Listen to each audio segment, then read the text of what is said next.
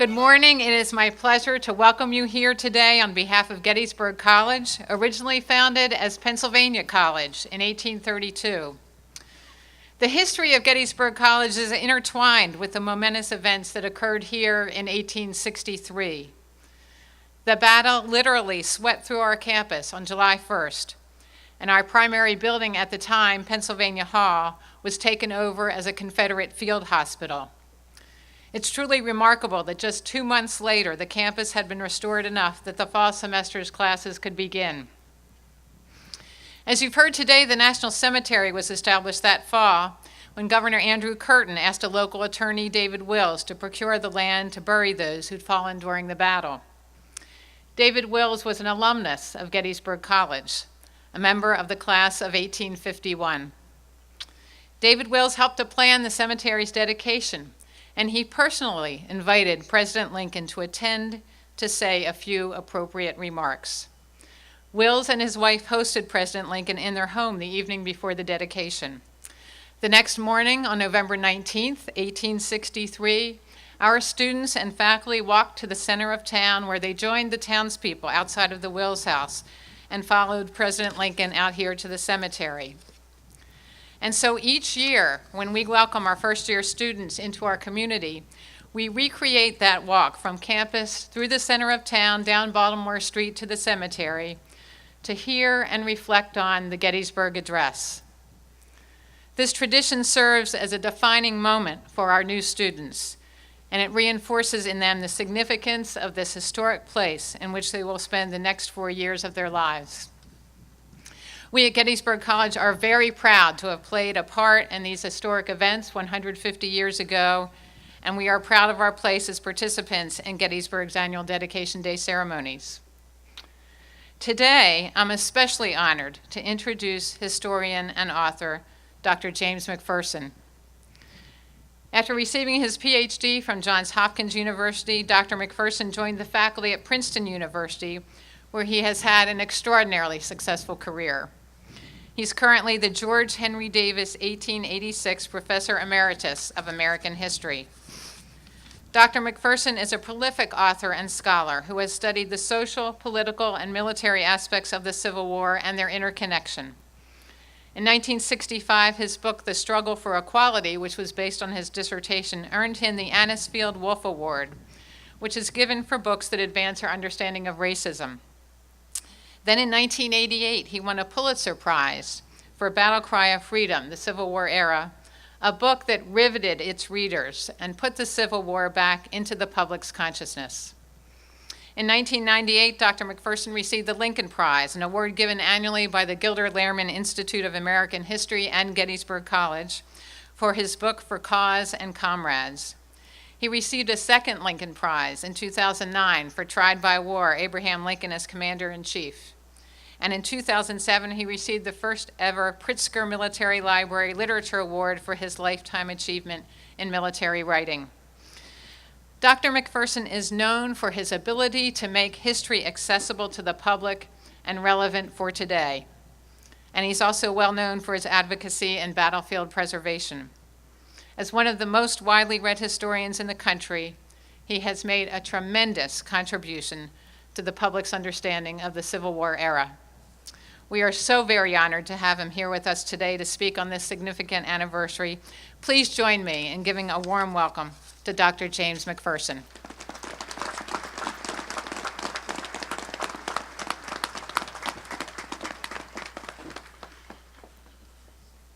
Thank you, President Riggs. Today is not only the 150th anniversary of Lincoln's Gettysburg Address, which we shall hear again in a few moments. This year is also the 230th anniversary of the Treaty of Paris, by which Great Britain acknowledged the independence of the United States, thereby bringing to a successful consummation the great experiment launched 87 years before Lincoln spoke here. Therefore, it is altogether fitting and proper that we should reflect on the meaning of Lincoln's life, and particularly on his 2-minute speech on this hallowed ground. Today we take for granted the existence of the United States as one nation, indivisible. We take for granted the stability of our democratic form of government and the freedom and constitutional rights of all Americans. None of these things could be taken for granted when Lincoln spoke here 150 years ago. They were all contested, violently contested, in a war that cost what is now estimated to have been as many as 750,000 lives. During the many dark days of that war, days that tested Lincoln's will and determination to the utmost, it looked like the nation brought forth 77 years before Lincoln's Gettysburg Address might indeed perish from the earth. The men who gave the last full measure of devotion under Lincoln's leadership as commander-in-chief eventually triumphed and assured the legacy of a nation united, free, and with a government of, by, and for the people. A legacy that we can, therefore, take for granted today. The Battle of Gettysburg became the hinge of fate on which turned the destiny of that nation and its new birth of freedom. 17 months after Lincoln spoke here, he became the victim of an assassin's bullet. When he breathed his last at 7:22 on the morning of April 15, 1865, Secretary of War Edwin M. Stanton intoned, "Now he belongs to the ages." Stanton's remark was more prescient than he knew, for Lincoln's legacy became the possession not only of future ages of Americans, but of people of other lands as well. Without Union victory in the Civil War, without Lincoln's leadership to make that victory possible, there might today be in North America two or several disunited states. What kind of world would have emerged from the two world wars of the 20th century without the existence of a strong United States? The answer is anybody's guess, but we can be sure that it would not be the world we are living in this second decade of the 21st century. Thus, when Lincoln told Congress in his first annual message, today we call it the State of the Union message, that this struggle is not altogether for today, it is for a vast future also, he was more right than he could have known. In another crucial respect, Lincoln's achievements resonated into a vast future. When he became president, 4 million African Americans were slaves. 4 years later, when John Wilkes Booth's bullet dispatched Lincoln into the ages, they and their posterity were about to become forever free. The significance of this fact, this new birth of freedom that Lincoln heralded here at Gettysburg, was best expressed a century after Lincoln's address by Dr. Martin Luther King, Jr. in his famous "I Have a Dream" speech at the Lincoln Memorial during the March on Washington in August 1963. King had tried to persuade President John F. Kennedy to make an important symbolic gesture in favor of civil rights by issuing a second Emancipation Proclamation on the 100th anniversary of the first one. Kennedy declined, so when King stood on the steps of the Lincoln Memorial that memorable day, it was the 16th president whom he praised, not the 34th. 50 years ago, said King, a great American in whose shadow we stand today signed the Emancipation Proclamation.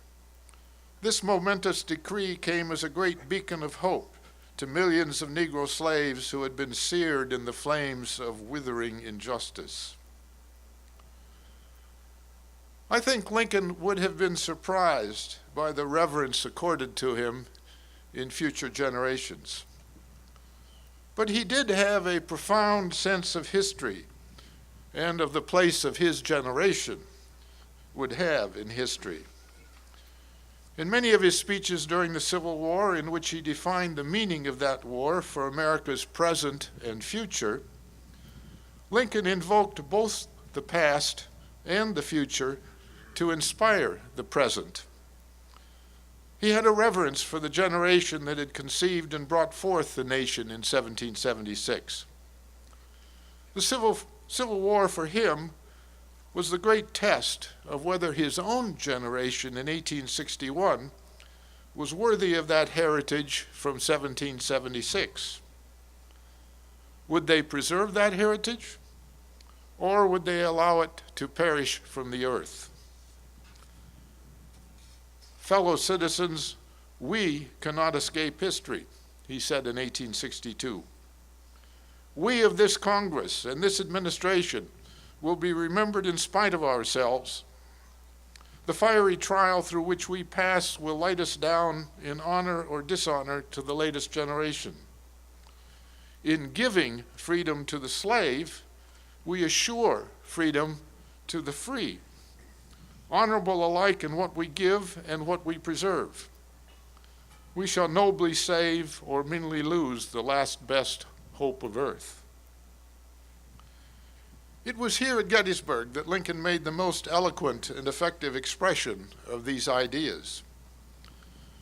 In 2 minutes, considerably less than I've spoken already, he managed not only to bring together the past, present, and future, but also to weave in 2 other sets of 3 images each: continent, nation, battlefield, and birth, death, and rebirth.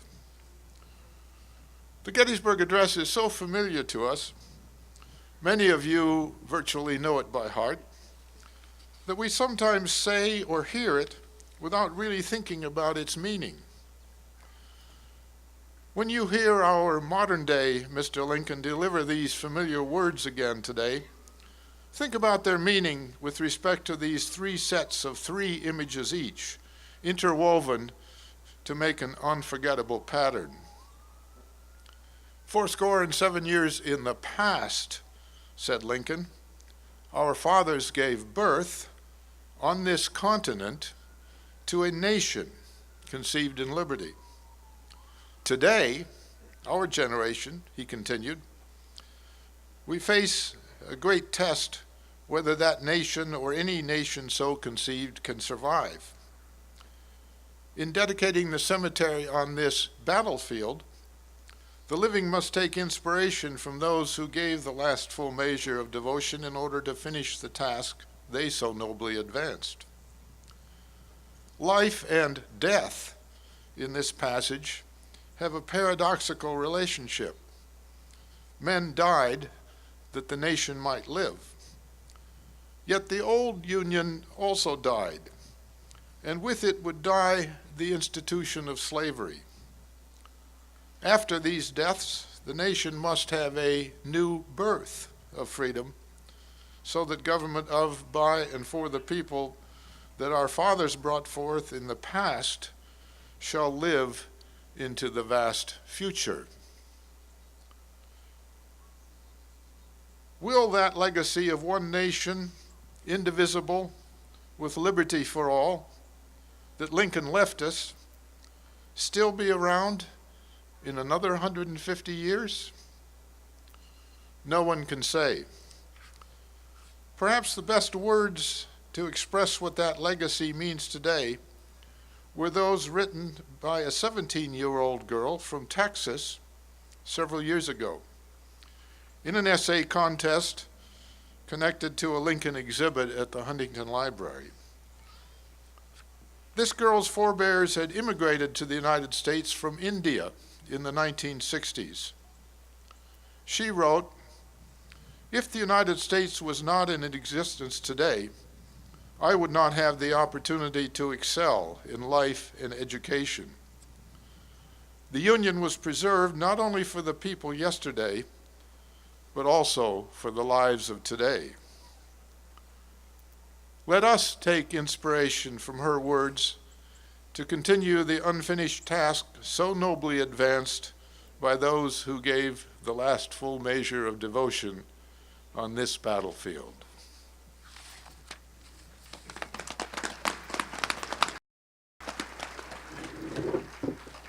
Thanks, John.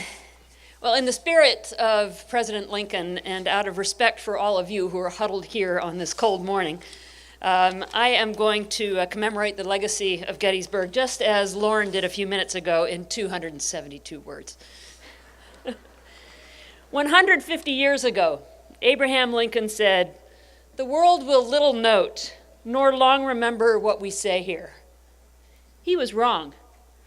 Just as the battle that raged on these fields stands at the vortex of American history, Lincoln's words stand at the vortex of our national consciousness. Hearing them, we are reminded of the sacrifice of so many for freedom. We are likewise reminded of our long journey, still ongoing, to fulfill the fundamental proposition that indeed all men and women are created equal and deserve the full benefit of this freedom that has been purchased at such great price. The steps on this journey are marked by eloquence. The patriot who regretted he had but one life to give for his country. The president who affirmed our resolve on a day that will live in infamy. The courageous woman whose simple no on an Alabama bus gave birth to choruses of "We shall overcome." The passenger above another Pennsylvania field who declared, "Let's roll," giving voice to a nation battered by terrorism. But no words are greater than those spoken here by a simple man, born in a log cabin, who not only saved the American Union, but also came to symbolize its greatest virtues of humility, of honesty, and decency. His words, chiseled on the walls of his memorial, are likewise chiseled on our hearts. They tell us what it means to be an American. They call us to unfinished work, not just to win a war, but to continue to perfect our nation and a government that is truly of the people, by the people, for the people. Thank you.